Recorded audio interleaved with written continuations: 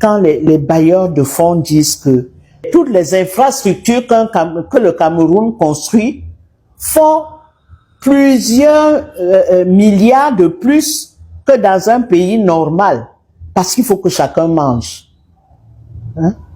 Tu entends les ministres dire que, ouais, bah alors, ces milliards-là, que moi je n'ai rien, mais tu étais censé avoir quelque chose dans ce budget? Non. Mais c'est à ça que le président a habitué ses ministres. Ils se sont enrichis. On n'a jamais vu de fonctionnaires milliardaires avant l'arrivée de Paul Biya. Des fonctionnaires. C'est-à-dire, tu ne vends même pas une boîte de sardines. On va dire que bon, tu as fait des bénéfices. Non. Tu n'as rien vendu, mais tu es milliardaire. Hein? D'autres sont milliardaires en dormant dans la famille du président. Mesdames, Messieurs, bonjour. Une fois de plus et bienvenue sur cette chaîne dédiée justement au regard porté sur l'actualité de Madame Henriette Ekwe. Elle a décidé, je l'ai dit précédemment, de se prononcer de plus en plus sur des questions d'actualité. Et ce jour, nous allons aborder une question essentielle. Il s'agit des programmes politiques des candidats déclarés à l'élection présidentielle d'octobre 2025. On a quand même l'impression que tous ces candidats évitent de parler de leur programme. Ces programmes qui concernent la population qui compte gouverner une fois qu'ils seront au pouvoir. Mais Madame Henriette Ekwe, bonjour. Bonjour. Voilà. Qu'est-ce qui peut expliquer le fait que ces candidats n'abordent pas suffisamment leur programme? Ils parlent d'autre chose en dehors des programmes. C'est la triste réalité. On parle beaucoup des problèmes institutionnels. Qui a le droit de se présenter, qui n'a pas le droit de se présenter, et on oublie l'essentiel. L'essentiel, c'est quelle est votre offre politique au peuple camerounais. Le peuple camerounais a beaucoup souffert. On commence à dire que oui, il est résilient, c'est-à-dire qu'il s'est supporté, il a le dos large. On peut le massacrer tant qu'on veut. Mais non, le peuple camerounais attend des dirigeants, des patrons qui veulent se présenter aux élections, des programmes convaincants. On n'a pas de sécurité sociale, c'est-à-dire qu'on ne peut pas se soigner quand on n'a pas d'argent. Et imaginez-vous quand vous avez une pathologie chère comme le cancer. Vous savez ce qu'on fait? On va chercher les prophètes parce qu'on espère un miracle.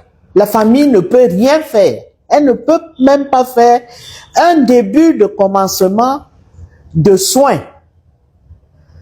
Une fois, j'étais dans une télévision où je parlais de ça, notamment du fait que la césarienne au Cameroun coûte 300 000 francs CFA.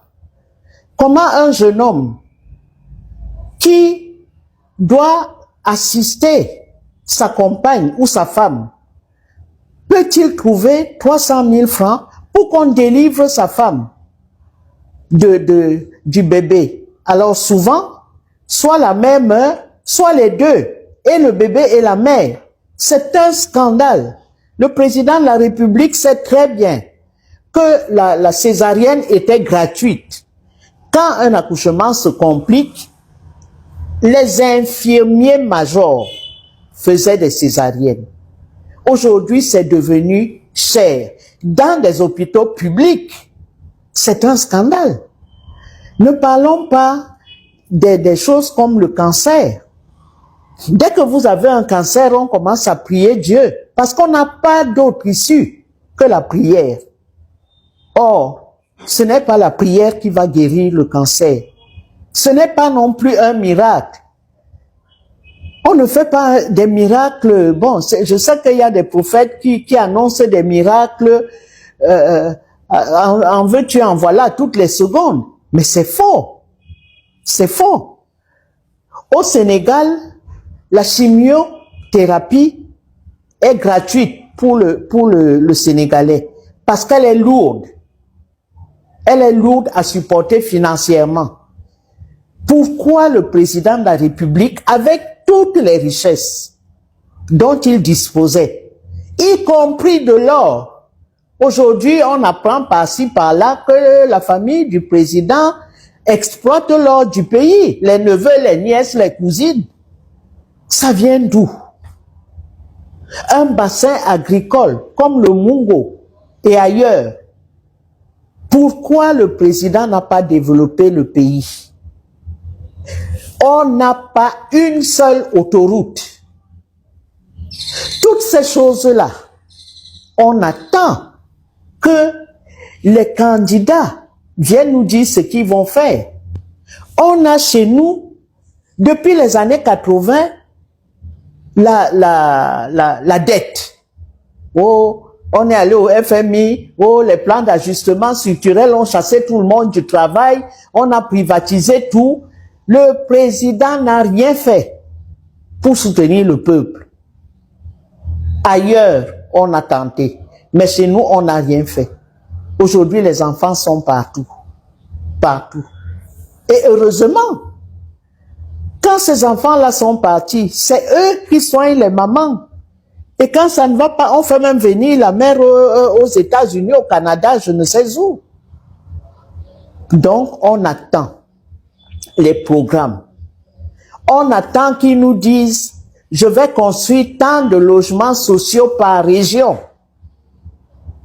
Que les Camerounais ne soient plus dans les élobis comme un pays pauvre sans ressources. Voilà ce que nous demandons aux candidats. Et cela, les candidats ne nous donnent pas ça.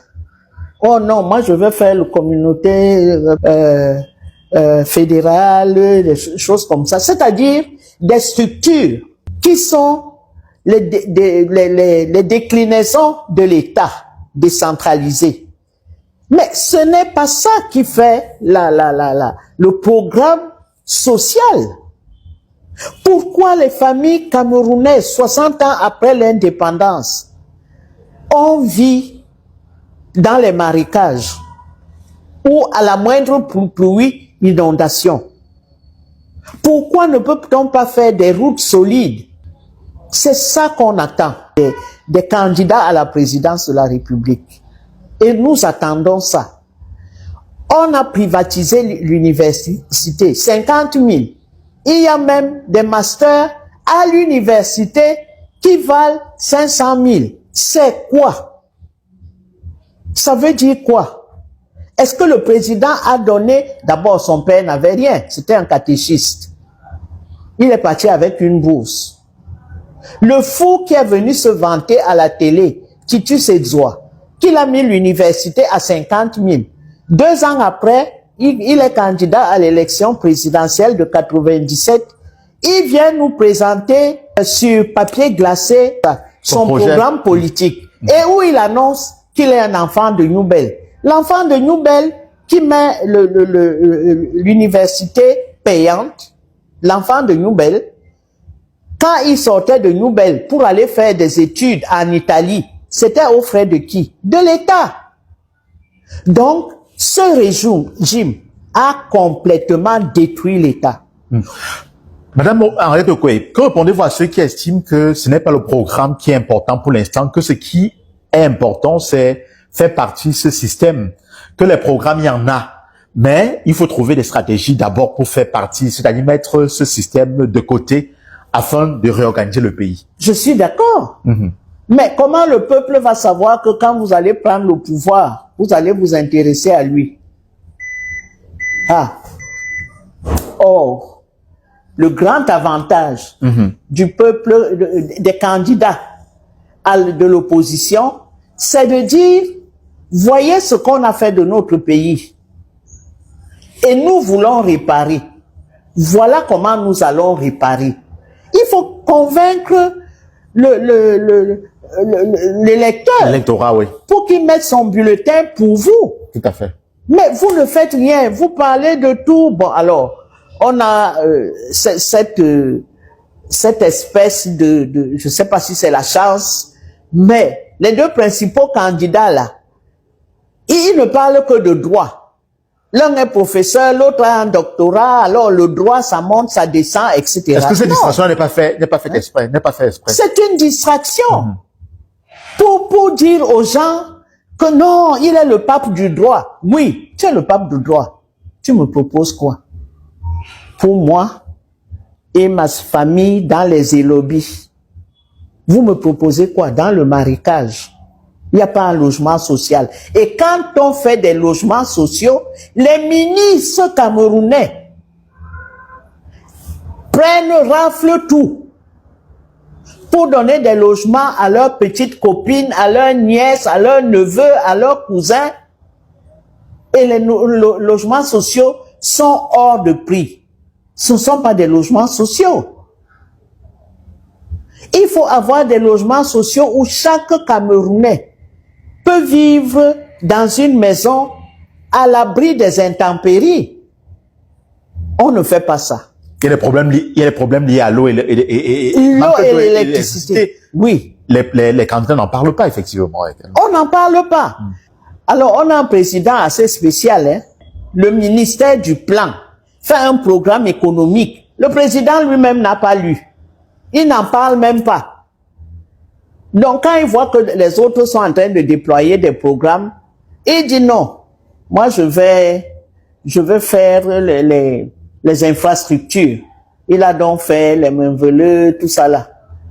Et au bout du compte, l'électricité n'est toujours pas arrivée. Après, on dit que oui, mais on a oublié le transport. Bon, on crée une structure pour le transport de l'électricité. Bref, on se moque du peuple camerounais. Et c'est aux opposants, aux hommes politiques, de leur dire, j'ai un plan pour vous.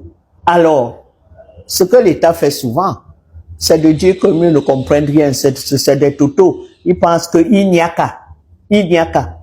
Alors que c'est plus compliqué que ça. C'est nous, les fonctionnaires, qui savons ce qu'il y a. Vous savez donc ce qu'il y a. Vous avez fait quoi?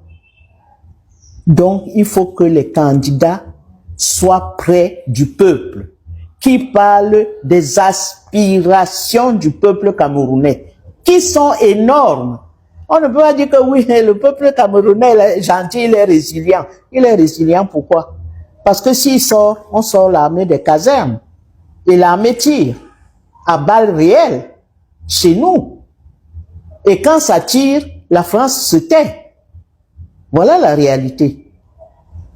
Donc, nous voulons que les candidats nous disent ce qu'ils veulent faire. Et aujourd'hui, il y a une autre donnée fondamentale, c'est la dette. Biya dit oui, ça va mieux, la prochaine fois ça va aller mieux, on va sortir du tunnel. 2 jours après, on prétend que non, le FMI est là. Bon, la Banque mondiale est venue. C'est quoi? On ne sort plus des griffes du FMI. D'autres, comme l'Algérie, comme le Nigeria, ont payé la dette. Madame Iweala Okonjo, qui est, je crois, maintenant présidente de la Banque mondiale, a dit on paye, on a le pétrole, on sort des griffes du FMI. L'Algérie, pareil, on paye, on sort des griffes. Le Cameroun est où? On va prendre l'argent au FMI, les ministres prennent l'argent, ils vont déposer dans leur compte. Et la situation est là. Quand même on écrit, quand les bailleurs de fonds disent que toutes les infrastructures que le Cameroun construit font plusieurs milliards de plus que dans un pays normal. Parce qu'il faut que chacun mange. Hein?